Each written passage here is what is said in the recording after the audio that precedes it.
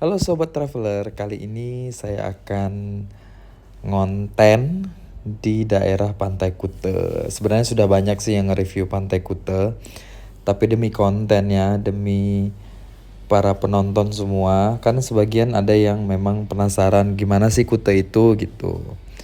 Nah ini kira-kira penampakan wajah baru dari Pantai Kuta. Maaf ya kalau saya menyebutnya Pantai Kuta karena saya udah lama tinggal di sini, jadi saya ngikut orang Bali karena mereka pronounce huruf A di belakang kata itu dengan e. Jadi kayak ada satu daerah namanya juga negara tapi kita sebutnya negara gitu. Nah, makanya saya menyebutnya Pantai Kuta. Nah, ini disediakan toilet juga. Nah, sepanjang jalan sampai ke Pantai Legian udah dibangun trotoar, cuma menurut saya sih agak terjal sih ke bawah. Dulunya nggak seperti ini. Dan kalau malam hari sudah ada penerangan gitu. Nah, untuk Pantai Kuta saya jarang sih main ke sini ya. Karena saya tidak terlalu suka ya ke Pantai Kuta, tapi bagi sobat traveler yang mau datang untuk sekedar surfing untuk pemula di sini it's okay, masih bagus. Tapi kalau saran saya untuk sewa papan surfing atau coachnya itu pinter-pinter nawar gitu. Karena dulu saya ingat pertama saya ke Bali, saya ditawarin 200.000 per jam. Yang kalau saya bandingkan waktu itu di Canggu cuma 50.000 per jam gitulah kira-kira perbandingannya. Tapi saya nggak tahu ya karena saya juga udah jarang surfing. Silakan tawar sendiri. Nah, ini banyak pedagang-pedagang di sekitaran Pantai Kuta yang mereka lebih prefer itu bule untuk ditawarin, walaupun sebenarnya lokal bukan belum tentu tidak ada uang kan. Tapi ya begitulah keadaan yang terjadi sebenarnya begitu. Nah, kalau di Pantai Kuta ini biasanya didominasi oleh lokal wisatawan domestik, tapi ada juga wisatawan mancanegara yang dari Australia begitu, yang mereka biasanya menginap di sekitaran hotel di daerah Popis gitu, sekitaran sinilah. Nah, menurut saya Pantai Kuta itu nggak akan pernah mati karena apa?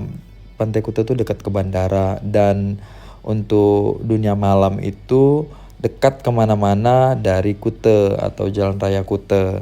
Jadi orang nginap di sana atau orang-orang yang mau buru-buru ke bandara bisa stay di daerah Kuta begitu. Dan ini saya juga ngeliput sunsetnya lumayan keren di sini kok gitu. Nah, harga kelapa muda biasanya 25.000 gitu. Tapi biasanya ada jual kopi 5.000 juga untuk lokal gitu. Mereka jual minuman yang lain juga. Ini pelatih-pelatih surfing semua. Nah, silahkan. Tetap menjadi bagus sih sebenarnya, cuma kalau saya pribadi agak boring sih saya di sini. Walaupun kali ini saya ngeliputnya nggak sampai ke ujung ya, ke Pantai Legian. Karena saya juga ngonten itu pulang kerja, capek karena saya juga kerja di lapangan, jadi aduh rasanya nggak sanggup jalan terlalu jauh. Nah, ini video saya nggak sampai 10 menit, tapi cukup untuk menggambarkan keadaan Kuta bagi teman-teman traveler yang belum pernah atau yang masih penasaran dengan keadaan Kuta atau untuk mengetahui update situasi terkini dari Pantai Kuta. Ini dia. Nah, yang kerennya sih menurut saya biasanya di sekitaran pinggir jalan ini banyak jalan yang aspal ya. Banyak pedagang kaki lima tadi udah ditertibkan sepertinya. Di depan Beach Walk, Mall Beach Walk juga banyak pedagang kaki lima udah nggak ada. Yang kelihatan lebih rapi lah, lebih bagus. Karena bagaimanapun juga Bali ini adalah tujuan internasional ya kan.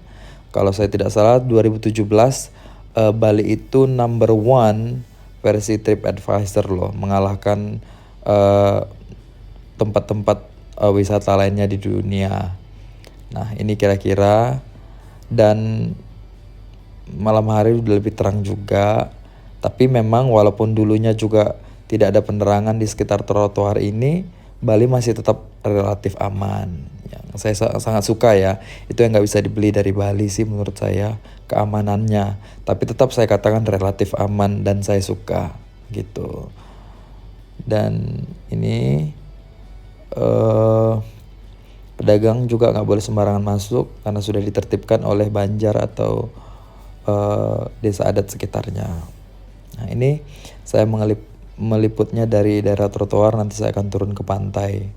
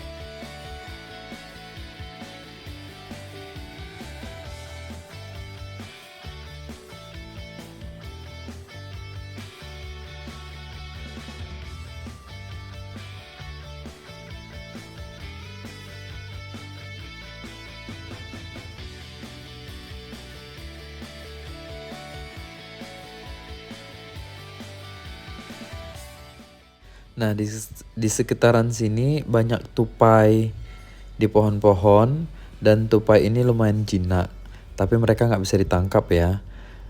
Tapi kalau sobat traveler bawa kacang mereka dan dikasih ke tupai-tupai itu datang dan dia ngambil dari tangan kita.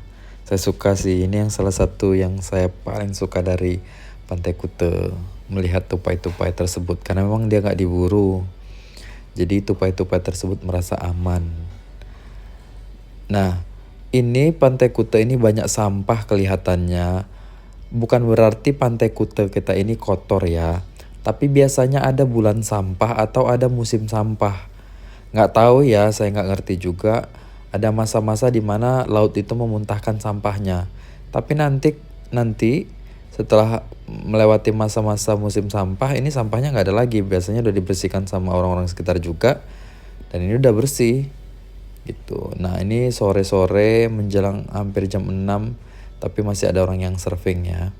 Ini udah sunset, tapi kebetulan saya nggak bisa dapat sunset karena mataharinya tertutup awan.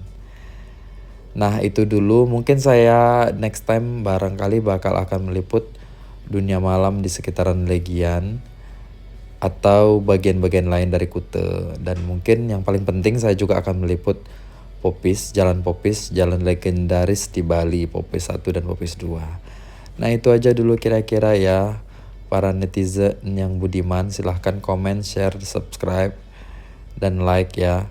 Thank you guys, bye-bye.